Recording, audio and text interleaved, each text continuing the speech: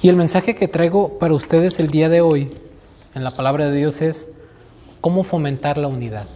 Ese es el mensaje que traigo para ustedes el día de hoy.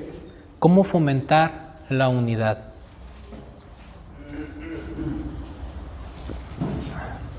Hermanos, estamos viviendo tiempos difíciles en los cuales debemos de estar más que nunca unidos en Cristo, combatiendo unánimes por la verdadera fe, por el Evangelio. Pero ciertamente, hermanos, es una realidad que, aunque hemos sido redimidos por Cristo, hemos sido transformados por el Espíritu Santo, lamentablemente seguimos luchando con una naturaleza pecaminosa, seguimos pecando, seguimos fallando, y no es fácil fomentar la unidad de relaciones de personas que somos pecadoras, que fallamos. Entonces, es difícil mantener la unidad en el Espíritu, es difícil a veces mantener la unidad en el cuerpo de Cristo, porque combatimos con miles de formas de pensamiento, caracteres, pecados, etcétera. Pero se puede mantener la unidad, hermanos, porque hemos sido redimidos por Cristo. Y fíjese, al estar unidos a Cristo por medio del Espíritu Santo, estamos unidos unos a otros como parte del mismo cuerpo del Señor. Por eso debemos estar unidos en amor, en alma y pensamiento, como fruto del amor que ha sido derramado en nosotros. Y la manifestación de ese amor que fomenta la unidad es la humildad. Y vamos a ver este pasaje en dos sencillos puntos. ¿Cómo fomentar la unidad? Del versículo 1 al 4, siendo humildes. Y del versículo 5 al 11, porque Cristo es nuestro ejemplo, ¿no? Entonces, dos sencillos puntos para que nos grabemos esto. Del versículo 1 al 4, siendo humildes. Del versículo 5 al 11, porque Cristo es nuestro ejemplo. Entonces voy a leer este pasaje. Dice así la palabra de Dios en Filipenses 2, del 1 al 11. Por tanto, si hay alguna consolación en Cristo, si algún consuelo de amor, si alguna comunión del Espíritu, si algún afecto entrañable, si alguna misericordia, completad mi gozo sintiendo lo mismo, teniendo el mismo amor, unánimes, sintiendo una misma cosa. Nada hagáis por contienda o por vanagloria, antes bien con humildad, estimando cada uno a los demás como superiores a él mismo, no mirando cada uno por lo suyo propio, sino cada cual también por lo de los otros. En estos 4 versículos vamos a ver el primer punto, cómo fomentar la unidad siendo humildes. ¿Y qué es la humildad, hermanos? Vamos a ver lo que la palabra de Dios nos dice, porque a veces tenemos un concepto distorsionado de lo que es la humildad, o creemos que somos humildes y realmente no somos humildes. Y parte de nuestra lucha diaria con el pecado es el orgullo. Entonces, ninguno de nosotros somos lo suficientemente humildes como deberíamos de ser, pero debemos de esforzarnos y caminar hacia esa meta. Todos luchamos lamentablemente contra el orgullo, pero debemos de esforzarnos por ser humildes, porque la humildad es lo que va a fomentar la unidad entre nosotros como cuerpo de Cristo.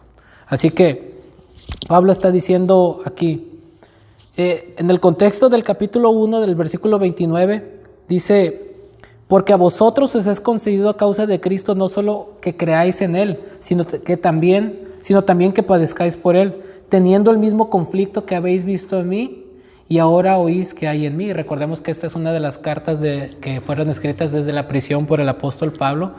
Es una carta donde habla acerca del gozo, y Pablo estaba pasando su tiempo encarcelado. Entonces, ¿cómo es posible que un hombre que estuviera siendo afligido por causa del Evangelio estuviera hablando del gozo? Porque Pablo podía experimentar el gozo en medio de la aflicción, porque él sabía en quién había creído. Pues él mismo escribió: para mí el vivir es Cristo y el morir es ganancia. Entonces, Pablo estaba escribiendo esta carta para animar a los hermanos, para que su gozo estuviera completado en el Señor. Y una de las cosas que había, una situación en la iglesia, no era una iglesia perfecta, aunque era una buena iglesia, pero no era una iglesia perfecta. Y cosa curiosa, hermanos, pregunta: ¿usted cree que entre los cristianos puede haber como pequeñas ahí riñas o divisiones o problemitas ahí? Si alguien dice que no, está ignorando nuestra naturaleza, hermanos. Lamentablemente, aún como cristianos, a veces nos cuesta trabajo relacionarnos entre nosotros, porque a veces tenemos actitudes soberbias, somos imprudentes, nos lastimamos entre nosotros, a veces creamos divisiones, Y no estoy hablando de incrédulos, hermanos. Lamentablemente estoy hablando de cristianos que nos puede llegar a pasar eso, ¿no? Porque todos estamos luchando contra el orgullo en nuestros corazones. Entonces, una de las cosas que Pablo dice aquí en esta carta, habla de ruego, en el capítulo 4, en el versículo 2 dice, ruego a Evodia y a Síntique que sean de un mismo sentir en el Señor. Versículo 3, asimismo te ruego también a ti, compañero fiel, que ayudes a estas que combatieron juntamente conmigo en el Evangelio, con Clemente también y los demás colaboradores míos, cuyos nombres están en el libro de la vida. Estas hermanas, Evodia y Síntique, eran hermanas piadosas que habían sido de grande bendición y apoyo para Pablo, pero probablemente tenían algunos conflictos entre ellas, ¿no? Y Pablo dice que estén en un mismo sentir. O sea, como cristianos no significa que no va a haber algún momento en donde tengamos alguna diferencia entre algunos de nosotros, pero como tenemos al Espíritu Santo, tenemos el amor del Señor, la diferencia es que vamos a saber arreglar nuestras diferencias y al final de cuentas lo que va a prevalecer en nosotros es el amor, y eso no nos va a separar, al contrario, nos va a hacer que nos amemos más y que estemos más unidos. Puede haber diversidad de caracteres, diversidad y diversidad en la unidad. Somos un solo cuerpo en el Señor, y aunque vengamos de culturas diferentes, tengamos formas de pensamientos diferentes, actitudes diferentes, pero al haber sido redimidos en el Señor, al tener al Espíritu Santo, al tener el mismo destino, al haber sido salvados por la misma gracia, estamos y tenemos que estar unidos en el Señor. Pero no podemos desarrollar esa unidad si nosotros no practicamos la humildad. Y Pablo por eso comienza diciendo en el versículo 1, por tanto, si hay alguna consolación en Cristo, si algún consuelo de amor, si alguna comunión del Espíritu, si algún afecto entrañable, si alguna misericordia, completen mi gozo. ¿Sabe cuál es el mayor gozo de un pastor, de un misionero, de una persona que vela por el rebaño de Dios? El mayor gozo de un pastor no es que la iglesia esté a reventar, que vengan miles de personas, o que las ofrendas sean abundantes, o no hablamos de cosas externas. La mayor satisfacción y gozo y lo más delicioso y hermoso que puede haber es ver a los hermanos conviviendo en armonía, amándose y combatiendo juntos por la causa del Evangelio. Eso sí trae satisfacción, hermanos. Créame, no hay un mayor gozo para un pastor, para alguien que predica el Evangelio, que ver que los hermanos estén pudiendo convivir en armonía, adorando al Señor y sirviéndose unos a otros por amor a Cristo.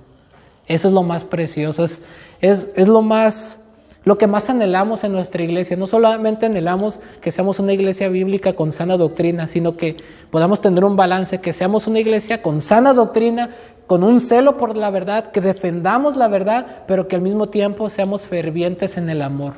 Entonces, es algo que deseamos, que el apóstol Pablo deseaba y les expresa a los hermanos. Si hay alguna consolación, o sea, un estímulo en Cristo, si algún consuelo de amor, si alguna comunión del Espíritu, si algún afecto entrañable, si alguna misericordia, completen mi gozo. ¿Cómo? Sintiendo lo mismo, teniendo el mismo amor, unidos, unánimes, sintiendo una misma cosa. Aquí Pablo no estaba diciendo que si a la hermana fulanita de tal le gusta el verde, a todos les tiene que gustar el verde.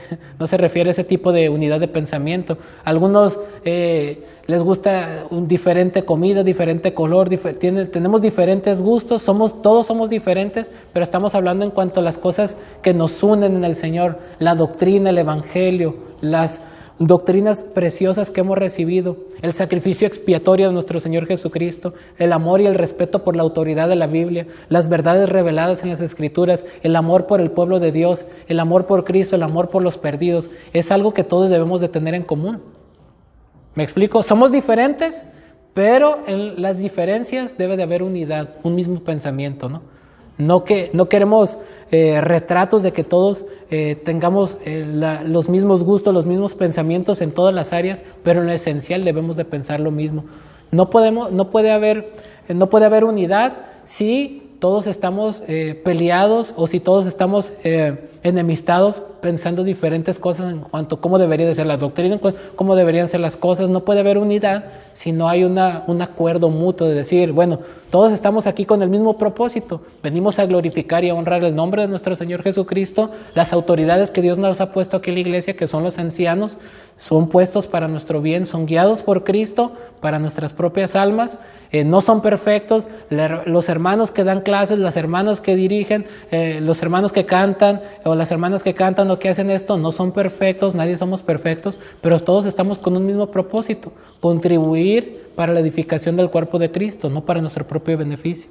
Y sea quien estemos haciendo las cosas, es para la gloria de Dios, no para nuestro propio beneficio en primera instancia, aunque salimos beneficiados, obviamente. Entonces, completen mi gozo, dice Pablo, sintiendo lo mismo, teniendo el mismo amor, unánimes, sintiendo una misma cosa. Versículo 3, nada hagan por contienda o por vanagloria. Fíjese, cuando dice aquí nada hagan por contienda, esta palabra contienda significa hacer las cosas para el éxito personal. El significado de la palabra original significa hacer las cosas para un beneficio personal. Nada hagan en primera instancia para beneficiarse a ustedes mismos, para su propio provecho. Y luego dice, o por vanagloria. Esta palabra vanagloria significa ser muy presumidos, engreídos, ¿no? Nada hagan para beneficiarse en primera instancia a ustedes, ni para ustedes sentirse más que los demás. Dice, antes bien, o sea, todo lo contrario, con humildad. Y esta palabra humildad es interesante porque significa tener un entendimiento correcto de quiénes somos ante Dios y ante otros seres humanos. Viene una palabra griega que significa humildad, sencillez, modestia.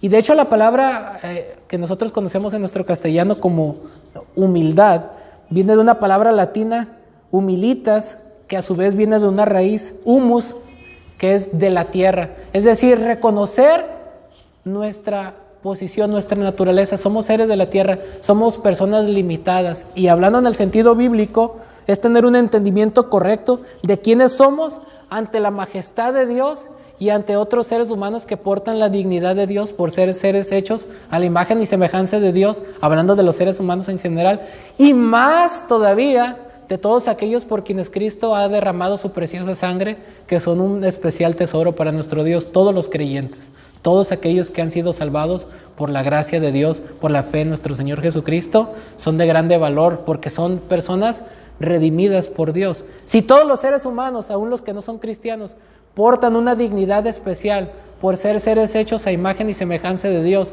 a pesar de la caída, Dios sigue conservando esa dignidad en el hombre, cuanto más estando restaurados esa imagen en Cristo, ¿no? Entonces, es reconocer quiénes somos ante Dios, considerando nuestra naturaleza pecaminosa, que somos seres limitados, pecadores, no perfectos, y que otros seres humanos tienen la dignidad que Dios les ha dado y que también son valiosos ante Dios y que no somos más ni mejores que ellos. Esa es la verdadera humildad, ¿no? Entender quiénes somos ante Dios y ante otros, que somos pecadores redimidos por gracia, que son nuestros semejantes, seres hechos a la imagen y semejanza de Dios, que son nuestros hermanos en Cristo, almas preciosas que han sido redimidas por nuestro Redentor de la misma manera que nosotros. De manera que no hay nadie que seamos más o menos que otros. Antes bien con humildad, estimando cada uno a los demás como superiores a él mismo. Fíjese, no dice Pablo que miremos a los demás por abajo de nosotros, que los miremos por encima como superiores a nosotros mismos. Y aquí no está diciendo a quién, o sea, si viniera por ejemplo una persona, si viniera una persona muy importante hacia nosotros, obviamente tenemos la tendencia de rendirle honores, ¿no? Pero si viene una persona que es menor en rango social, podemos tender a despreciarla, ¿no? Un ejemplo, a veces en el trabajo, entre compañeros, entre coiguales, por decirlo así, nos tratamos igual, pero llega el supervisor o el ingeniero o el jefe de jefes y ahí sí nos portamos como si fuéramos angelitos y como si ellos tuvieran una posición divina, ¿no? Porque así nos comportamos como seres humanos, tenemos esa tendencia de hacer una diferencia a quienes tratamos bien y a quienes tratamos mal. Pero Pablo está diciendo que esto debe de ser un principio que nos debe de regir con todos los hermanos. Aún los hermanos que, aquí Pablo no está negando la realidad de que hay hermanos que son lamentablemente difíciles. Lamentablemente, hermanos, hay hermanos difíciles. Esto no lo digo yo, lo dice la Escritura, porque seguimos luchando con nuestra naturaleza pecaminosa. Aquí no negamos la realidad de que a veces pecamos unos contra otros, nos ofendemos o tenemos malas actitudes. Pero aún así, dice Pablo, que debemos de ver a los demás como superiores a nosotros mismos. Y esto aplica para todos, hermanos. Y empezando por mí, que soy pastor, por nuestro pastor y por todos los que servimos, no somos superiores a ustedes, hermanos. Al contrario, estamos sirviendo a aquellos por quienes Cristo dio su sangre, y hay de nosotros cómo pastoreamos, porque cualquiera que se mete con el pueblo de Dios y no lo pastorea con amor, Dios le va a demandar cuentas. Tenemos que hacerlo con mucho amor y respeto por la dignidad que Dios ha puesto en nosotros por medio del sacrificio de nuestro Señor Jesucristo. Un pastor no somos superiores a cualquier hermano de la iglesia. Tenemos un rol, una responsabilidad, una función distinta, y obviamente que es honrosa, y que obviamente sí debemos de respetar a nuestras autoridades y todo, pero en cuanto a valor y dignidad espiritual ante Dios, somos iguales, hermanos. Fuimos iguales de pecadores, merecíamos el mismo infierno y fuimos salvados por la misma gracia, no porque nosotros lo mereciéramos o fuéramos mejores que nadie. Es la realidad, hermanos. De verdad, yo reconozco con todo mi corazón que yo no soy mejor que ninguno de ustedes aquí. Todos hemos sido traídos aquí salvados, y todo se nos ha dado por gracia, no porque lo merecemos.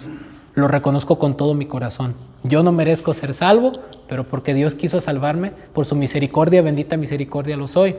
No era, a mi punto de vista humano, el más apto para estar en el ministerio. En mi punto de vista había otras personas que pienso que lo pueden o lo podrían hacer mucho mejor que yo, pero no se trata de mis capacidades.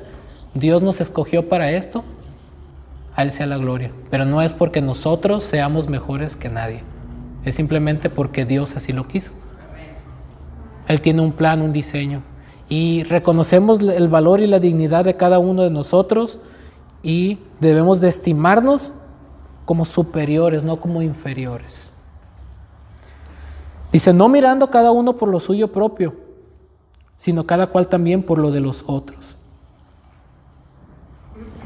Cada cosa que hacemos, hermanos, cada cosa que pensamos, debemos de pensar en el bien, primeramente en la gloria de Dios y en el bien de su pueblo. Si yo voy a hacer algo, no voy a pensar las cosas para que vean los hermanos qué bien canté esta alabanza y yo lucirme. Si yo voy a predicar, no voy a predicar para que digan, hoy qué bien predicó, sino algo que sea la palabra de Dios y que edifique, que les sirva a mis hermanos, porque nosotros no somos nada, ¿no? Entonces, todo lo que hacemos, hermanos, cualquier mínima cosa, debemos de pensar en el bien de los demás, no solamente en nosotros mismos, ¿no?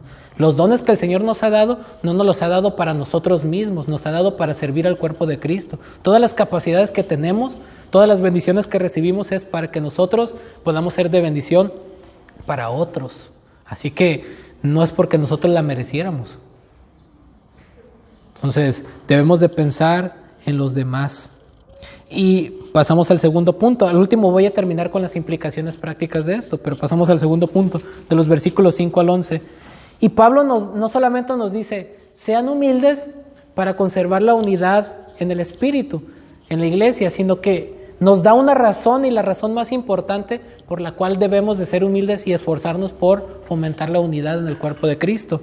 ¿Cuál es esa razón? Fíjese lo que dice el versículo 5 al 11. Haya pues en vosotros este sentir que hubo también en Cristo Jesús, el cual siendo en forma de Dios, no estimó el ser igual a Dios como cosa que aferrarse, sino que se despojó a sí mismo tomando forma de siervo, hecho semejante a los hombres, y estando la condición de hombre, se humilló a sí mismo, haciéndose obediente hasta la muerte y muerte de cruz. Por lo cual Dios también le exaltó hasta lo sumo y le dio un nombre que es sobre todo nombre, para que en el nombre de Jesús se doble toda rodilla de los que están en los cielos y en la tierra y debajo de la tierra, y toda lengua confiese que Jesucristo es el Señor, para gloria de Dios Padre. Entonces, vamos a desglosar un poquito esto, ¿no? ¿Cuál es la razón teológica que Pablo da para que nosotros realmente seamos genuinamente humildes? No es moralidad, sino nuestra razón es el Evangelio. Puesto que hemos sido redimidos por gracia, nuestro Señor, Rey, Salvador y Redentor, Él nos ha dado el máximo ejemplo de humildad. ¿Qué fue lo que hizo Cristo? Haya pues en ustedes ese sentir que hubo también en Cristo Jesús. ¿Cuál fue ese sentir? Que siendo Dios, No se aferró a su dignidad, a su gloria. ¿Y yo por qué voy a bajar a la tierra, a hacerme como una de esas criaturas bajas que están en rebelión contra mi Padre, contra mí mismo, que soy Dios? No, Él no estimó su posición elevada, su majestad, sino que por amor se despojó de su gloria, obviamente sin dejar de ser Dios. Dice que se vació a sí mismo, es decir, se despojó de la gloria que tenía sin dejar de ser Dios. Se hizo hombre. ¿Para qué? Para cumplir con el propósito de Dios de venir a morir por nuestros pecados. Fíjese, Dios, siendo el Rey, Creador, el Ser Todopoderoso, el Rey del universo, vino a hacerse como una de las criaturas más viles que lo escupieron, lo bofetearon y lo mataron. El ofendido se humilla ante los ofensores y viene a hacerse como semejanza, como uno de nosotros, pero sin pecado, y tomó condición de siervo. Él vino como un siervo, como un esclavo del Señor. No vino como un rey majestuoso. Nació en un pesebre humilde, donde se le daba de comer a los animales. Fue creado por una familia humilde, no eran pudientes, ricos. No nació en los mejores hospitales. Él no vivió la vida de todos los lujos, como dicen algunos predicadores de la prosperidad, sino que Él vivió una vida totalmente sometida a la voluntad del Padre, para al final de cuentas ir a la cruz por nuestros pecados. Él se humilló. Él, siendo el Rey y el dueño de todo, sufrió y soportó muchos insultos, desprecios y cosas, pero porque tenía un propósito en amor: morir por sus ovejas, darle vida a sus ovejas. Dice, se despojó a sí mismo tomando forma de siervo hecho semejante a los hombres, y estando en la condición de hombre, se humilló a sí mismo y haciéndose obediente hasta la muerte. Y luego dice el texto, y no cualquier tipo de muerte, la muerte más humillante que pudiera haber o existir en aquel tiempo. El método de la ejecución de los romanos era un método muy cruel y terrible. Si nosotros vemos a lo largo de la historia, sufrían mucho las personas que morían de esta manera. Además, el imperio hacía eso públicamente para que fueran humillados. No solamente sufrían el dolor de los latigazos, de los clavos, sino la ignominia de la gente que pasaba y decía, mira, ese criminal está muriendo por esto. Por eso se les ponía a los peores criminales un título de la causa de su muerte, ¿no? Y el Señor Jesucristo se le puso un título burlesco porque le pusieron el Rey de los judíos, pero no lo reconocían como su Rey. Entonces, Él fue humillado de la manera más terrible. ¿Por qué razón? Porque Él era el creador de todos y a Él se le debía todo el respeto, toda la gloria, toda la obediencia, y se le dio todo el desprecio que se le pudo dar, ¿no?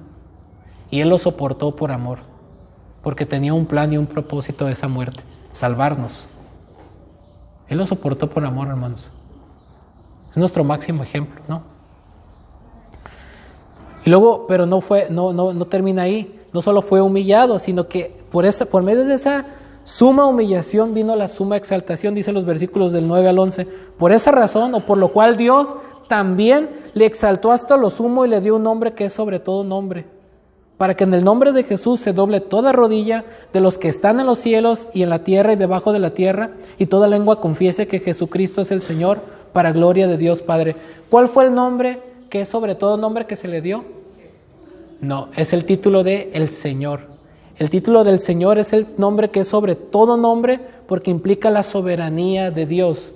Si se fijan, Dios el Señor, el dueño de todo. Porque dice, para que en el nombre de Jesús se doble toda rodilla de los que están en los cielos y en la tierra y debajo de la tierra. Y el versículo 11 nos da la respuesta cuál fue ese nombre.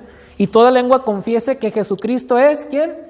El Señor, el dueño, el Rey, el soberano absoluto. O sea que Él fue humillado de la manera más baja, pero se fue exaltado y será exaltado de la manera más alta, porque será reconocido como Dios, como el Señor, como nuestro Salvador, como nuestro Rey, como nuestro Creador, como el que tiene toda la autoridad y el digno de recibir toda la honra y la gloria. Entonces, es un ejemplo para nosotros, hermanos, que el mundo aborrece la humildad. El mundo nos enseña que si alguien te dice algo, tú tienes que ponerte al tú por tú y al tu nivel, y no debes de rebajar tu dignidad ante nadie, porque tú vales mucho, ¿no? Ámate a ti mismo, confía en ti mismo, y se nos invita a fomentar el amor propio, pero la Biblia nos invita a despojarnos del amor propio, a aborrecernos a nosotros mismos, a amar a Dios por sobre todas las cosas y amar a nuestro prójimo así como nos preocuparíamos por nosotros, ¿no? A renunciar voluntariamente por amor a nuestros propios derechos para beneficiar a otra persona, que fue lo que Cristo hizo, ¿no? No a ponernos al tú por tú, a exigir nuestros derechos. Pero si hacemos eso, hermanos, no va a quedar ahí. La recompensa va a ser grande. Así como el Señor Jesucristo fue exaltado por Dios por su perfecta obediencia en el plan redentor, todos los creyentes que seguimos ese ejemplo de humildad, también seremos exaltados con Cristo y recibiremos la recompensa. Esto es un incentivo para nosotros que si seguimos este camino de la humildad, va a haber una grande recompensa. El verdadero camino al éxito no es el de defender y exaltar tus propios derechos y hacer que tu voz valga, sino el ser humilde. Es el verdadero camino al éxito y a la exaltación. El verdadero camino para arriba es irte hacia abajo, es decir, humillarte. Esto es lo que nos enseña la palabra de Dios. Y ahora quiero hacer unas aplicaciones prácticas aquí, ejemplos de cómo podemos ser humildes, hermanos. Ya hemos visto entonces la causa por la cual nosotros debemos ser humildes, nuestro mayor ejemplo que es Cristo, nuestro Salvador, nuestro Redentor, lo que Él hizo. Pero en cómo podemos aplicar esto en situaciones, hermanos, donde a veces en nuestra convivencia diaria o mutua entre nosotros puede haber diferencias desde una mirada, desde una plática, desde que el hermano o la hermana me vio feo, o le dije algo y me ofendió, o yo hice esto y aquello, o que no concordemos, o que nos ofendamos a veces, hermanos. Puede pasar, y sinceramente tenemos que ser humildes y reconocer que en algún momento de nuestra vida alguno de ustedes me ha ofendido a mí, o yo a ustedes, o unos a otros, ¿no? De alguna manera u otra, porque seguimos luchando con nuestro pecado, con nuestra inmadurez. En algún momento hemos sido imprudentes, en algún momento hemos sido insensibles, en algún momento la hemos regado, hemos cometido pecado contra nuestros hermanos. Pero el camino a la restauración está en la humildad, en reconocernos como superior, en reconocer a los demás como superiores a uno mismo y saber reconocer cuando uno falla, pedir perdón y saber perdonar y mostrar ese amor, ¿no? Hemos sido salvos por misericordia y tenemos que mostrar esa misma misericordia porque seguimos fallando, hermanos. Entre nosotros seguimos fallando, aunque no es nuestra intención y nuestro deseo fallar, pero somos pecadores, hermanos. No va a haber una iglesia perfecta. No va a encontrar una iglesia perfecta en la cual los hermanos sean perfectamente maduros y nunca fallen y nunca se ofendan unos a otros. ¿Me explico? Tenemos que fomentar ese espíritu de amor. Y una de las maneras que podemos fomentar esta humildad, hermanos, en algunas cuestiones prácticas, es, por ejemplo, pedir ayuda cuando lo necesitamos. No creer que somos autosuficientes. Reconocer nuestras limitaciones. No lo podemos todo, ni nosotros solos. Ser modestos ante nuestros éxitos, porque al final de cuentas todo lo que logramos no es por nosotros, es por la gracia de Dios. Y no hacer mucho alarde de las cosas que logramos. Reconocer cuando no sabemos algo, hermanos, no lo sabemos todo. Los pastores nos esforzamos por orar y por estudiar diligentemente la palabra de Dios, pero no lo sabemos todo.